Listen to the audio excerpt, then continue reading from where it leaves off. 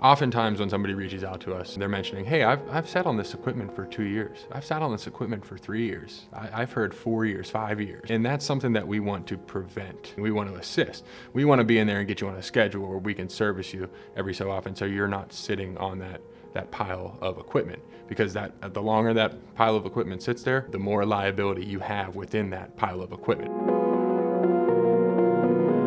That liability can be in regards to data security, a loss of value on that equipment, because if it's sitting there for 3 years, had you had called eLoop maybe when you started that pile, there would still be some residual value on that equipment, and we could turn around and profit share with you, get a little return on your investment. Whereas the longer you sit on that and it stays in that IT closet and it's a whole pile of equipment that sits there for 4 years, every week, every month, even every day, that is depreciating in value. Back to the data risk involved in that. What stops somebody from walking by that pile and taking something out of it, taking a hard drive out of it? The longer that sits there, the more you're opening yourselves up to that risk.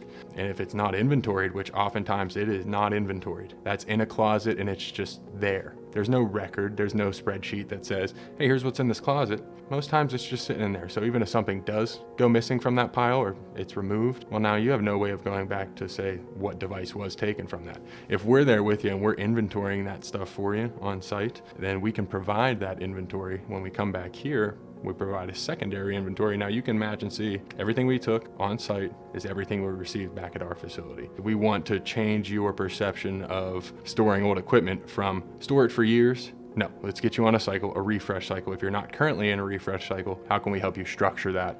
And then how can we be consistent in picking up for you so you don't ever see this, a pile of equipment, a pile of liability this big again in your organization?